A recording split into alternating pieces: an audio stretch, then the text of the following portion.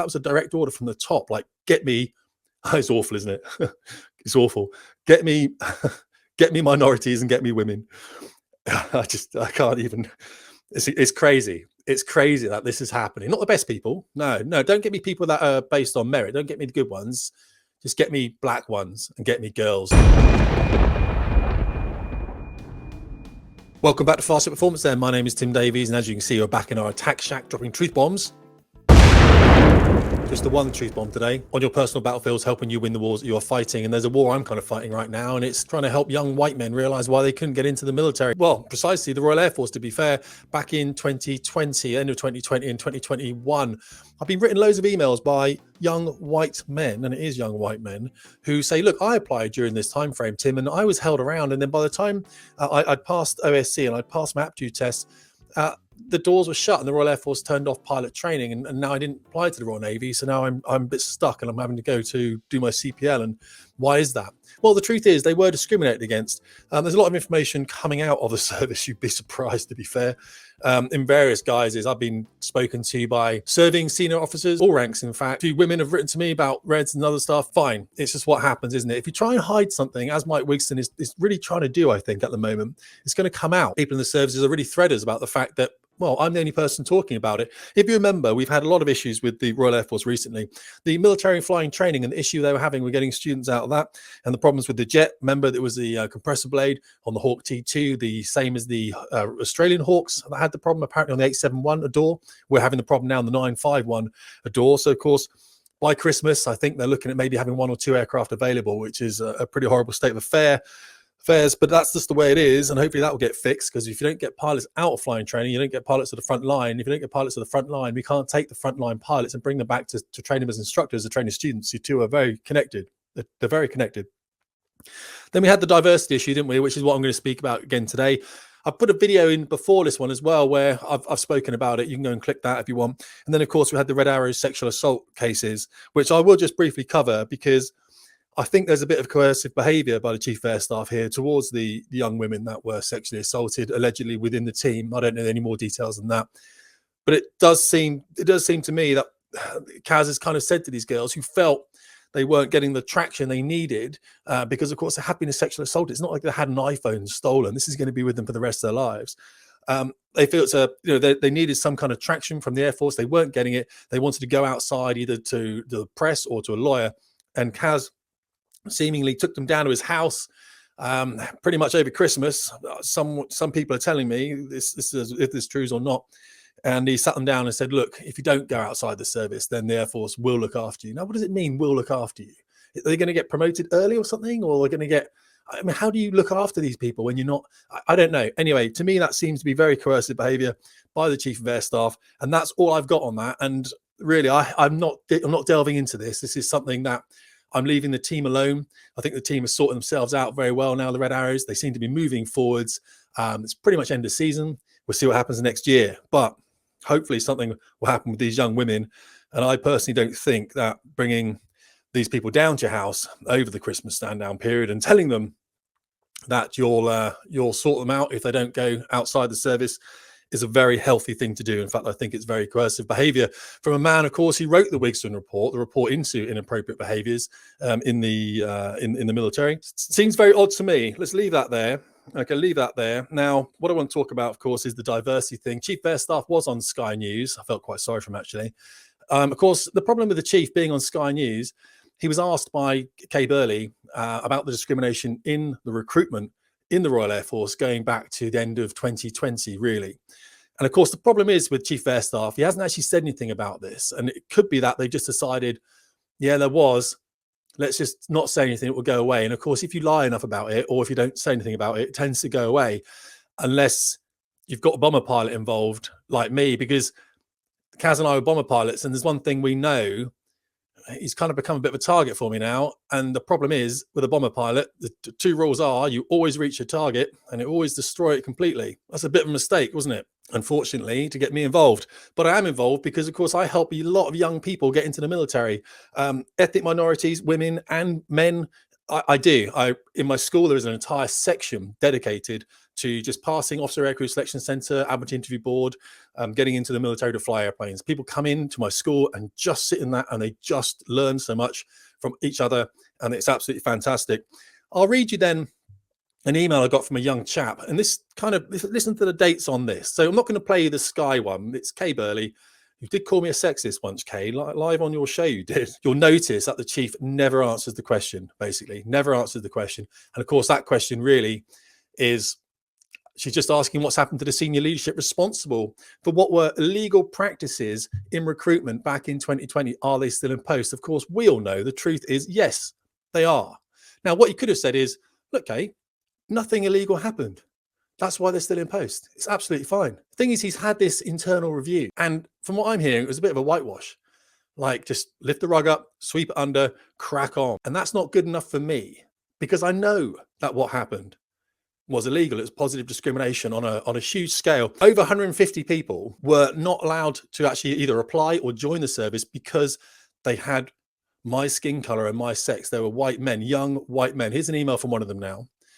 So people have written to me on Instagram, Facebook, emails. It's crazy. Twitter, madness. So I've got a lot of them. Anyway, this is just one. And the reason I read you this one was because the dates are pretty much the dates that every young white dude who writes to me is saying these are the dates. Hi, Tim.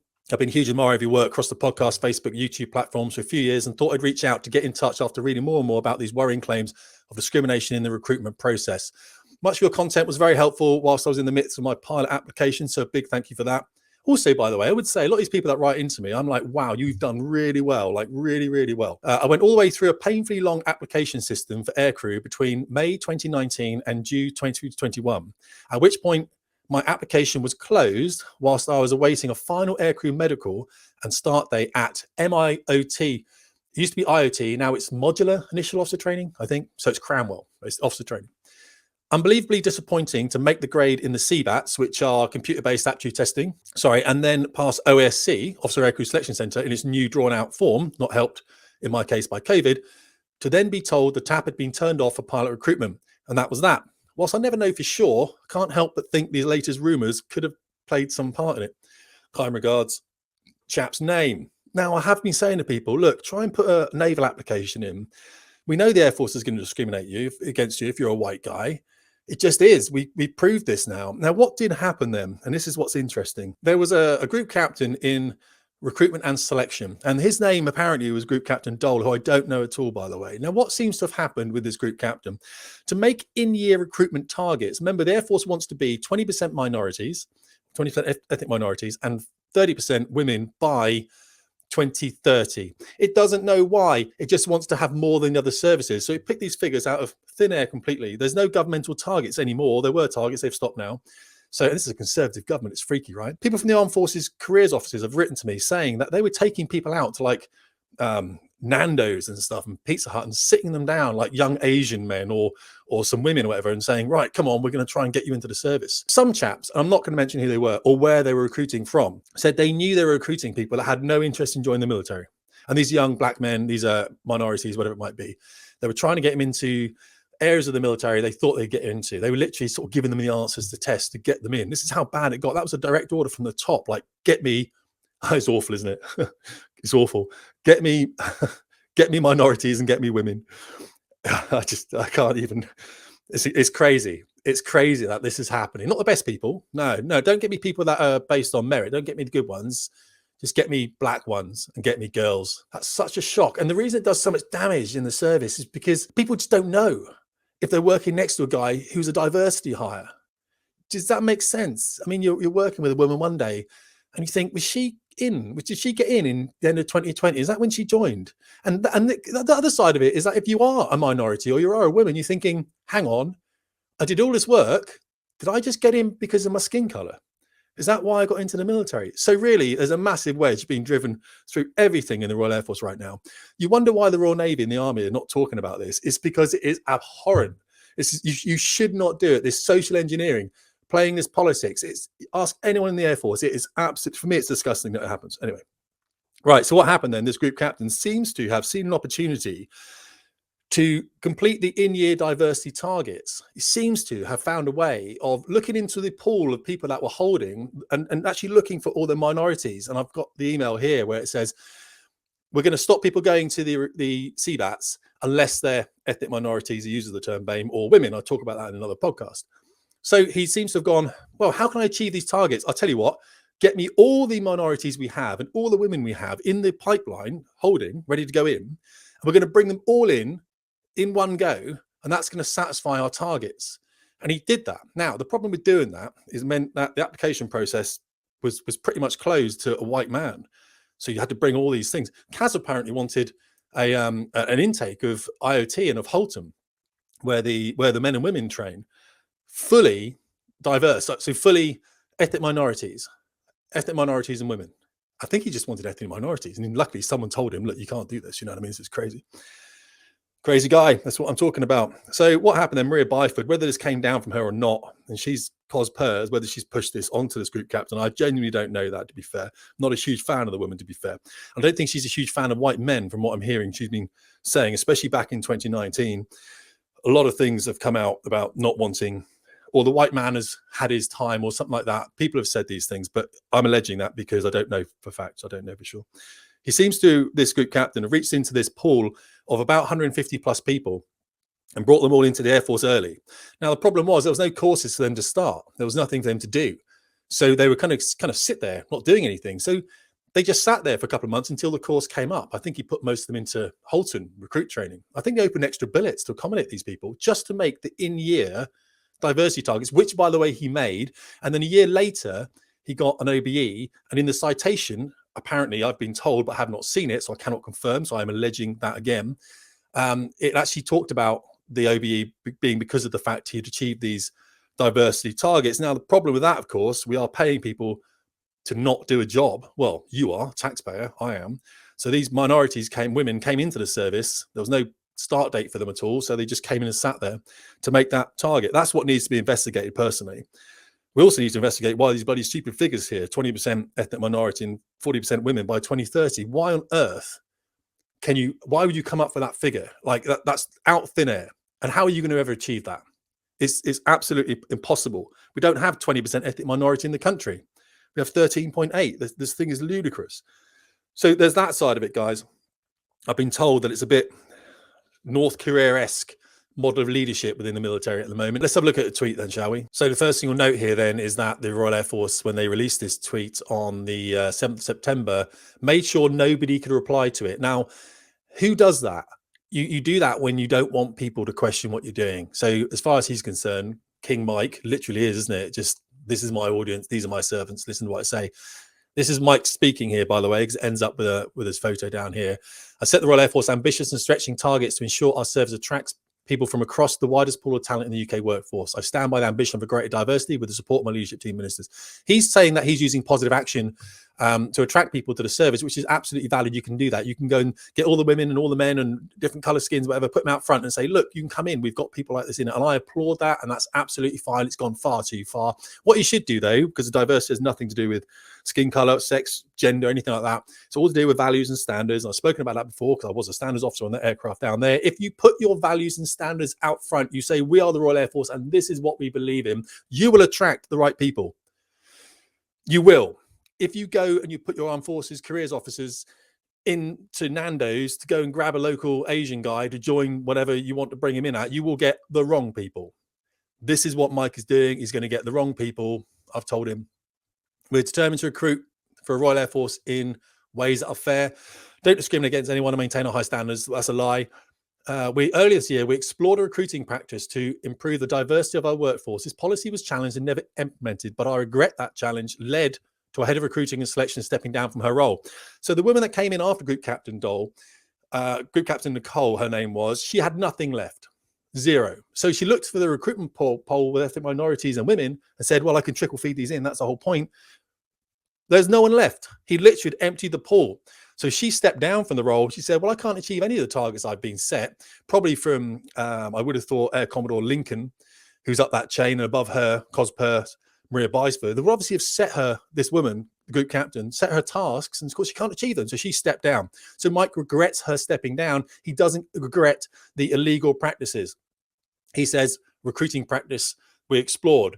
Now, a non-statutory inquiry has been launched, blah, blah, blah, fine. I think that was a whitewash. We all know that. We continue to recruit people based on merit. Well, you do now, Mike, but that wasn't the case back then. It was we were recruiting people based on the color of their skin or the sex of the person. We'll also always pursue a more diverse RF in ways that are fair. Now, this is the problem because Mike thinks diversity is about skin color and sex, and of course it's nothing. It's about your values and standards. Yeah, and he's right about operational delivery. Happy with that, Mike. Happy with that. And the brilliance of people. Happy with that. Exactly that. A more diverse Royal Air Force will be stronger, more effective, innovative, and more resilient, etc. There's everything to say that diversity does not provide that. It actually provides the opposite. And when I talk about diversity of races and sexes and everything else, it can provide the absolute opposite to what you want. You've got to be very careful in a meritocratic hierarchical institution of social engineering this diverse culture of 20% minorities, more than the country has, and 40% women. You're not going to get the best people. You're going to get a lot of fractures and everything else, and that's what you're gonna yeah, fine. But you don't know that, of course, because you're chief of air staff. You haven't done the reading I've done. You haven't read any Thomas Sowell, any McWhorter. You haven't done it. No, of course you haven't. Why would you? Then the Ministry of Defence put one out. Okay, and here Ben Wallace then he says the main board took place today, which it did. That was the 7th of September also. It's released on the same day. Recruitment and diversity was discussed at the meeting, and this is the statement. Today I met with the Air Force main board to understand the progress that the Royal Air Force is making to recruit for a service that reflects the diverse society in which we serve in a legal and fair way. Why does the military have to reflect the society? Did Rome put 50% of its legions as women and send them off to conquer the... No, it didn't, did it? It just said, right, where's the biggest, toughest dudes that want to go through a massive long walk and go and fight lions? There you are, your centurions, off you go. Okay, build some roads on the way, guys. Together we established there has been no dropping of standards required of potential recruits, and there's no plan to do so in the future. That was something that has never been said by me. The standards was never something I brought in at all. Chief of Air Staff, you'll see it in that interview when you go and watch it from Sky News with Kay Burley. You'll see that the chief hammers this. There's been no dropping of standards. He's doing that to take your focus away from the fact that illegal activities happened. It's misdirection, okay? That's what he's doing.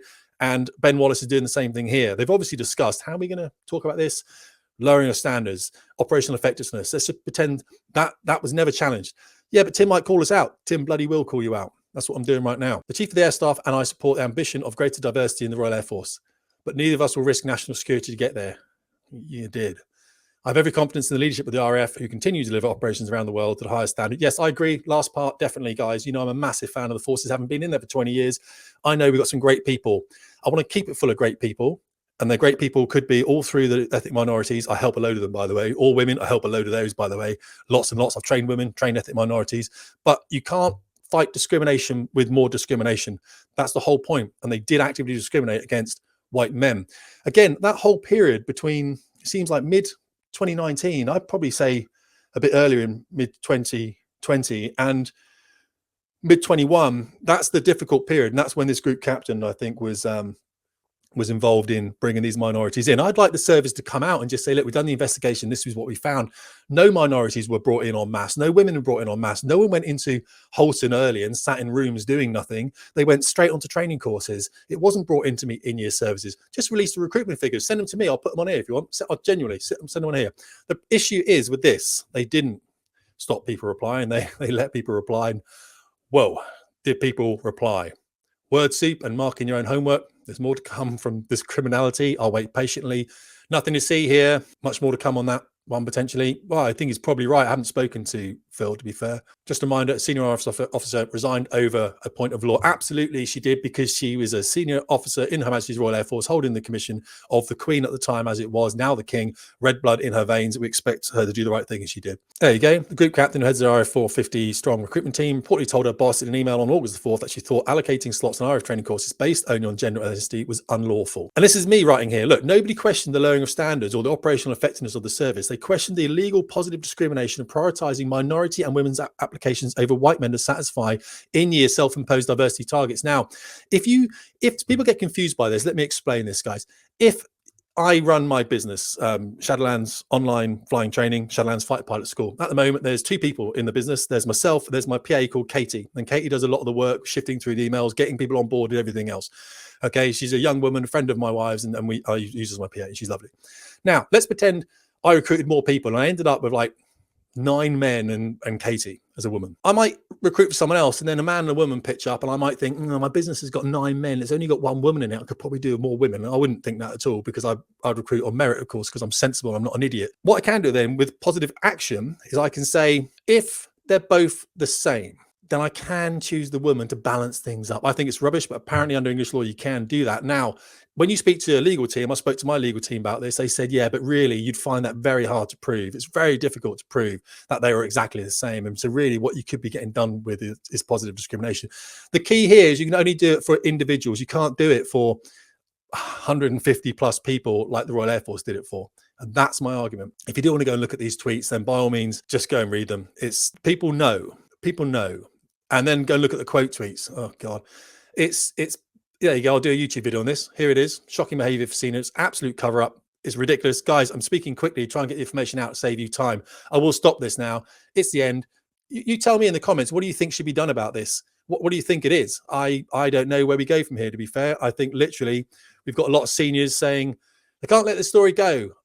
I'm like, Greg, they can let the story go, but they don't want to, because what's happened has been illegal. One guy wrote to me, in fact, and said, look, Tim, I've had an application in. I've had offers to go to, in fact, the guy was in my school, to go to OSC for interviews 3 times, cancelled with a week to go. 3 times. And then he aged out. So then you hit, I think it was 23. When you hit 23, you can't apply anymore. You'd aged out. And of course, he's very annoyed with himself. He didn't listen to me and didn't put an application into the Royal Navy like I told him to. Guys, at the moment, whilst we're still discriminating against young white men, I think you're probably going to have to go and look for a different service, or keep your application in for the Royal Air Force. I wish you the best of luck. Maybe it's going to overswing now to prove that I'm wrong. They're just going to require white people and not recruit any women or ethnic minorities. I wouldn't put it past them. Tim Davies, Fast Ship Performance.